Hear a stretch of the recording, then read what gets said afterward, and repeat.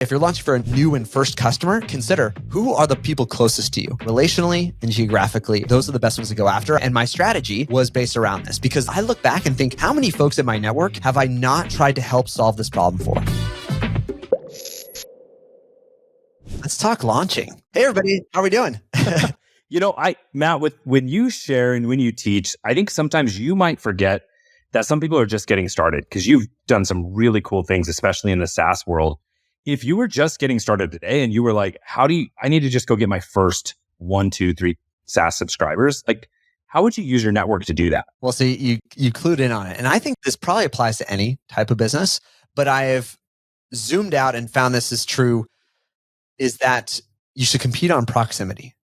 And so what I mean by this is the easiest first sales for any business are gonna be close to you because you have a unique advantage. And so I don't know if anybody's ever been to like the farmer's market, but you go to the farmer's market and their likelihood to get a sale is better just because they're in my town, right? They are winning over big national brands and chains on proximity. That's geographical proximity. And if you look at like other, call it kind of like scrappy business starts, the MLM space models this very well. And a lot of people's like introduction into entrepreneurship is in this like multi-level marketing where they teach people how to sell to their network because that should be the easiest sale to make. It just is. And so for a lot of times when they're starting off, even in the SaaS space, I ask folks like, consider what is close to you. I remember a number of times I'd have a conversation where they'd be like, well, my dad's a dentist, my uncle's a dentist, and I guess, my 2 best friends are dentists. And I want to try and serve realtors. You're like, no, I think you should try and help dentists. At least 4 of them. You're like, you have something that is so hard for other people to break into. And that is a degree of trust that comes with proximity, right? This idea of buy local, it's because I inherently trust the people that are closer to me more so than I trust people that are further from me. It's like, if you are already on the same page as I am, at least geographically. And so I will attribute a higher value to you. I will sometimes pay more for that produce from the farmer's market than I might from the produce that might have been shipped in from, Australia or Mexico, wherever. Why? It's just like ingrained in us as human beings it's actually born out of our capacity for empathy, which is super interesting because your ability to empathize, like that skill of empathy comes from the skill of anticipating what someone else is going to do. And you're best at doing that when you share the same context.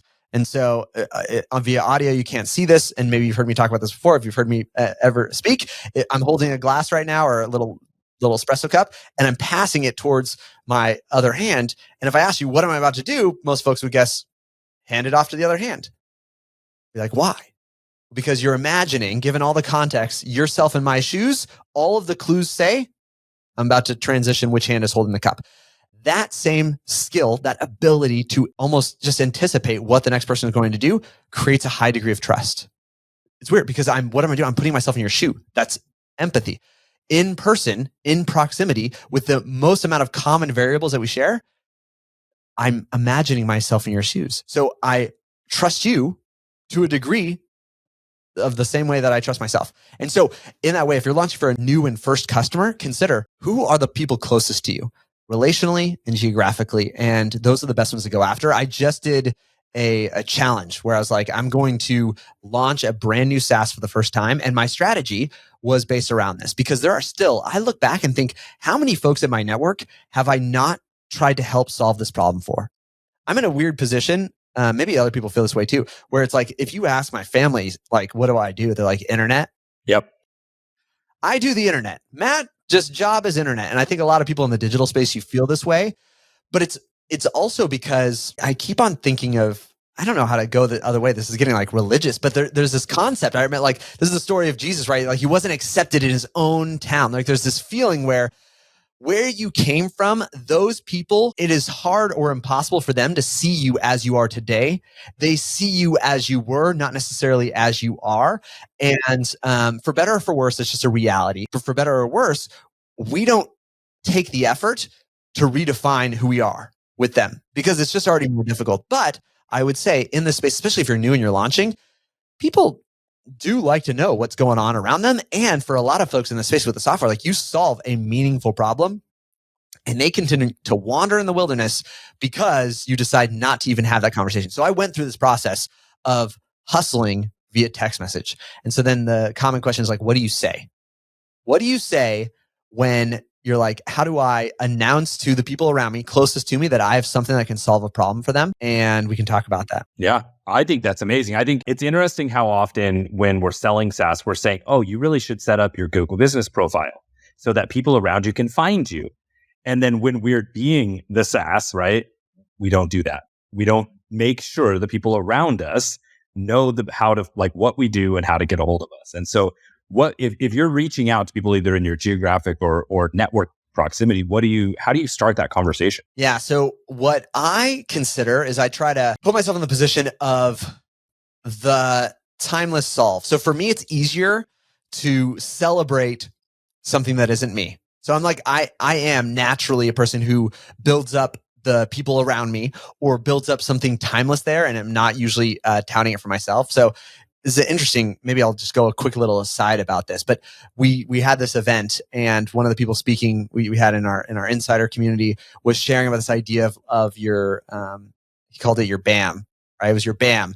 And he was saying you needed to phrase this in the you, like create it for the listener. And I realized my BAM statement or my purpose, my why, whatever it was not in that way. So I used to articulate it. I used to say, I want to solve meaning. Even this, I put it on myself, but I want to solve meaningful problems for the people around me so that they can win professionally and be famous in their own home. And the reframe there, which I'm starting to adapt, is I want to, or like, I like whatever you do, I help you solve meaningful problems so you can win professionally and be famous in your own home. And I think the resistance why that wasn't a natural thing for me is because I don't want to celebrate myself. But ironically, it's actually counterintuitive. The first one is saying, here's what I want to do for you. The other one, like, I want to help you do. And then the other one is like, it's actually it's making the other person the hero, right? And it fears it's counterintuitive, but I really like that reframe. Yeah, it's definitely counterintuitive. But so I guess to the strength in my weakness there, how I've historically and continue to sell SaaS, if you will, is celebrate the timeless thing. So if I was going to tell someone about it, even the hook that I did was more so around, hey, we found something really cool. I'd love to show you. So I didn't make it. I invented, I have something I want to sell you. It was around this idea of, hey, I stumbled onto something really cool. I think it would be awesome for you guys. I'd love to show you. So I think for me, that was enough of a hook to get intrigue, especially if you know their context. So I started by asking who in my network could find value from this. And I remember some of the earlier ones were people that had done an MBA with me and either currently work for a business or own their own business. We're like, okay, this is easier. And so I distilled down to there are people in my network who own a brewery in East LA. I was like, okay, that's easy. That's straightforward. There's people in my network now had a wife that the side hustle was in the jewelry space. Like, oh, that's great. That's e-com, a little bit different, but I could find and interpret value there. But how I started the conversation was almost like new news that I'm excited about. And it made me think of them because it just comes off a little bit more approachable than, have you thought of giving me more money? Yeah. Have you thought of paying me recently? Because they're like, no, that's weird. We're just, we went in class together. Why would I pay you more money? Right. So I think the eureka strategy is what I led with. And it tended to get a positive response no matter what. I think then there was the secondary challenge there is urgency. There's no urgency around that. It's kind of like when you get around to it, then you're gonna want to do it. And so I revamped it to my follow-up have some sort of sense, I falsely imposed some sort of time urgency there to see if I could get folks to prioritize it. Because initially it was enough to spark some curiosity. They're like, oh, this is an interesting, what could this be about? Yeah. But if they're busy, they're not going to prioritize you. No, the response becomes I'd love to hear that. Let's grab coffee sometime or something long-term, right? So here's one thing that I've seen with people just getting started. You have this idea where okay, you're not picking a niche, you're just focusing on proximity. Yep. So there's an overwhelm on the back end. How am I going to go fulfill that? That's not a single snapshot. It's not a single thing. How do you balance the like stay in the imperfect action of just go get the first, focus on proximity and not like a niche? For me, I created the false pressure or constraint of consequences for my hair. Like that's what I did. I said like, I got to do this. I'm shaving my head and I'm doing everything I can to not shave my head. For other folks, if you really think about it, cash flow is the lifeblood of a business. That is food and water. And so it's natural. It's easy for us in our lives. It's like when you get hangry, you're like, I don't care. Like I will eat a Snickers. Like I care nothing about nutrition. I'm hungry. Like I'm just going to get a Snickers and like just satisfy this core need. When you're launching something, for most folks, there's not actually a high degree of desperation there, high enough degree of desperation there. But I think it's possible to do those kind of mental gymnastics to force yourself into this thing where you convince yourself you're operating out of need and you get over yourself. So for me, a good reminder and like just a realignment of what I'm willing to do is my kids. I'll like do the mental gymnastics and imagine the consequence is not just for myself, but actually for my kids. And then all of a sudden I feel a strength to get over myself to do the thing that feels awkward and feels unnecessarily urgent. Yeah. And so like, for you, basically, you're like, I'm not going to worry about having the perfect snapshot, about having all the back end stuff, because it doesn't matter if you don't have a subscriber, right? Like you got to start with the real problem, which is, do you have a customer? It's something born out of habit for me. So it's kind of like if I'm not a super buff dude who goes to the gym, but you're asking someone who's got like huge arms, like, what do you do? He's like, well, you consistently do the same thing that you should be doing kind of a thing. And so for me, that idea of imperfect action, it is imperfect because the entire throughput has not been designed or even achieved yet. However, I have learned time and time again that it works best when you put appropriate pressure, like they cascade down. And so as much as it feels tempting to get things perfectly down the line, I have just done it enough that I feel strangely comfortable. And and Tyler, you've experienced this where I will openly say, I know there's consequences there.